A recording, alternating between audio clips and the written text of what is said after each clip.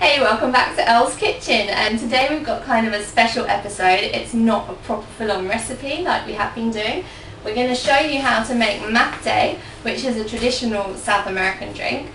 We've got somebody here to show you who not only is half Argentine, happens to be the author of Ethics of Mass Eating blogspot and Culture List blogspot, and happens to be my husband. So Will's going to show you how to practically prepare a mate, how to drink it, because in the UK it's still really mysterious. People come around our house, they see this little pot and straw and think we're smoking something kind of weird, and I have to go, it's not dodgy, I promise. A lot of explanation has to go on. So hopefully this will clear matters up for everybody who doesn't know what this drink is. So I'm going to take you over to Will and he's going to show you how to do it. Okay, so now we're gonna learn how to drink mate and how to prepare mate. Now, I obviously grew up drinking mate with my family, and little did I know that it turns out to be such a healthy little drink. Apparently, it can help you with your cardiovascular health, it can help you with your digestion, it can help speed up your metabolism, it can help you do all sorts of things. But what we do know is actually healthy in vitamins and minerals, especially B vitamins and vitamin C. So it's genuinely quite a healthy drink to have. So the first thing you might want to learn is actually what these things are. So the thing to note, I suppose, when people say, ooh, I'm going to have mate, in Argentina what mate actually is this. This is a mate, which obviously here you call it gourd, but if you want to be cool you say mate. You'll be really authentic.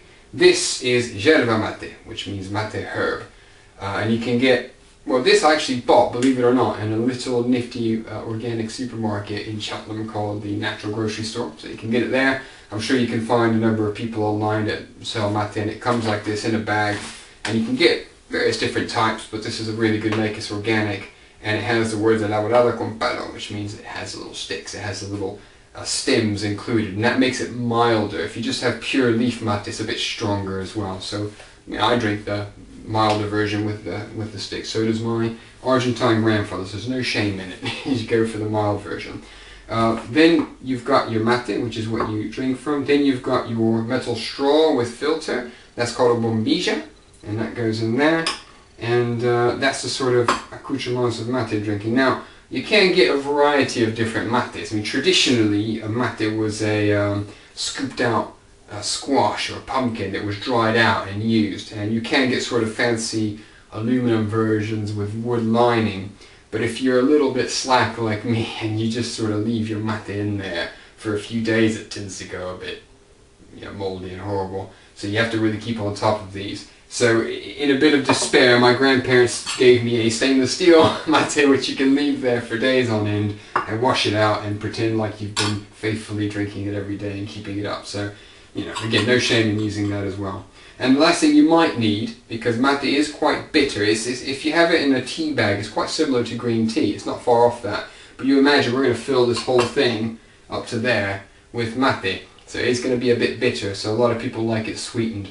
Again, really traditionally, you use stevia leaf, and I've got here some ground stevia leaf, just ground up. None of that sort of, purified, crystallized stuff. But you can use, your Truvias or your xylotols or whatever it is that you want to use. But traditionally, you use the stevia. It's kind of got a bit of an aniseedy, licoricey aftertaste, which some people may or may not like, but actually it goes extremely well with the mate. They're clearly made to go together. So you might want to put a bit in there. So let's start putting it all together, and I'll show you how it works. Okay, so what we're going to do first is we're going to fill this with a little bit of this yerba mate. We're going to just put some of this in there. Now pour about a quarter of the way full, and leave it there. Then you want to put your sweetener in, okay, and you can see there where we are. We're not too full at all there. You can make it as sweet or as unsweet as you like. My grandfather, my abuelo, doesn't have any kind of sweetener in his mate, and people think he's a bit nutty. Some people have it very sweet. I tend to go about a kind of heaped third of a teaspoon. Eddie might like it a tad sweeter, so we'll put a bit more in there to taste. And again, it'll be quite bitter at first, and the bitterness, will fade down as you drink it each successive bit. So it depends on your taste. So then you fill it up the rest of the way. Now do not fill this all the way up to the top. Fill it about halfway, and that's it, because what you'll find is that these will swell, and also you want maybe a little bit more. You want the water to have somewhere to go. Because obviously if you fill it too full, then you won't be able to get much water out of there. So that'll do it. Give it a little hit just to settle it, and that is ready to put some water into. Okay, so now we've got our mate ready for water. We're going to get some hot water and put it in there. Now, when you come to heat your water up, traditionally you do not use boiled water. The water should not be boiled for a couple of reasons. Okay, reason number one, it'll be really hot when you drink it through that straw. It will burn you, so don't do it. But reason number two is it'll scald the leaves and you don't get as good a flavour. So you want more gentle, a bit like when you do a herbal tea. You want it to gently extract the benefit and the tea from the leaves. And it'll look a little bit like that.